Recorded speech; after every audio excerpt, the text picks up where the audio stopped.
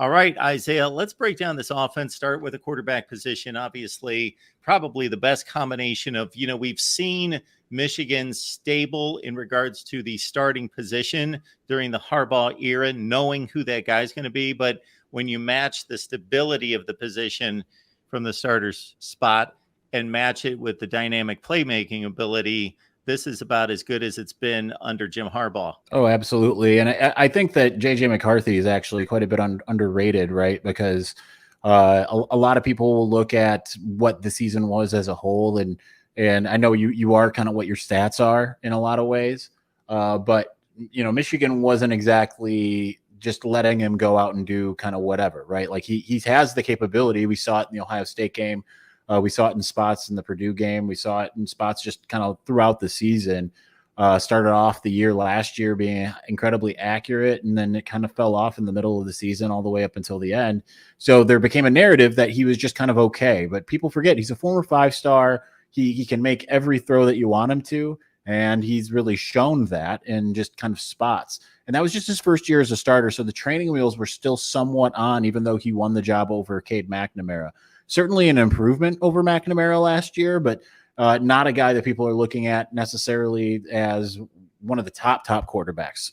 Certainly he comes in around 7 or 8 in top returning quarterbacks when you kind of look at anyone who's kind of polling throughout the league, but he's certainly not thought of in the same sentence or breath as a guy like Drake May.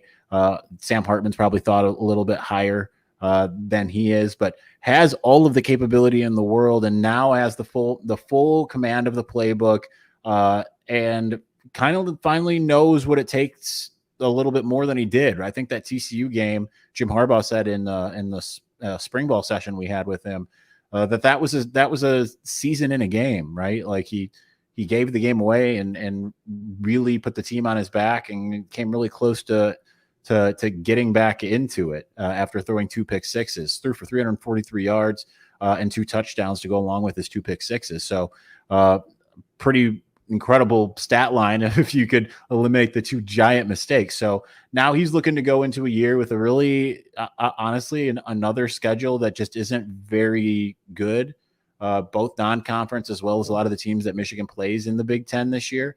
And so it's really kind of J.J. McCarthy's opportunity to really cement himself as his recruiting ranking indicated that it could. And he played his best game against the biggest competition, Ohio State.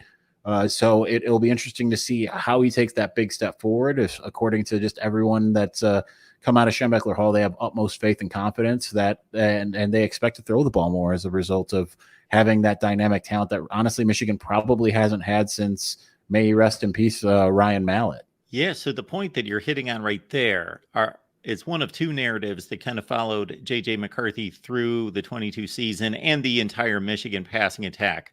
Number 1 is that McCarthy's missing deep throws. He needs to hit those. And then you know what happens there. If that's the observation of certain key people, or it shows up at the wrong time, then it becomes this narrative that's possibly overblown. And then the second portion of this is that Michigan threw the ball less than about 15 teams in the country. There was only about 15 teams that threw the ball less than Michigan, that they need to throw the ball, just flat out give him those kind of reps early in the season, regardless of the score, against live action. Yeah, and that's something that Jim Harbaugh told us. We met up with him at the big SMSB camp in Detroit, and he said that when everything is written about the 2023 season, he hopes to look back and say that there was an equal amount of rushing attempts and passing attempts. I think that kind of branches into the next part of the offense, and Michigan didn't really feel like it needed to unleash J.J. McCarthy, right? Because even though they had who they consider an enigmatic talent, I agree with that assessment. They didn't really feel like they needed to unleash him because they had Blake Corum and Donovan Edwards. So they didn't really do it until they needed to. They get to that Ohio State game. Blake Corum is too injured to play, goes out for 2 snaps, ineffectual. Clearly, he couldn't move or do any cutting. And then Ohio State was loaded up to stop the run regardless. Then it was finally J.J. McCarthy's time to shine, and I just think he needed to get into a rhythm and build some confidence. That first touchdown against Ohio State kind of opened that, and then we saw the deep ball kind of happen a couple times after that, right?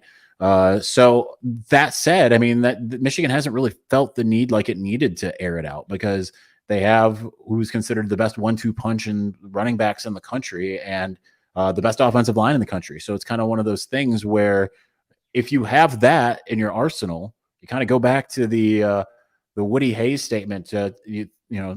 Three things can happen when you throw the ball, and two of them are bad.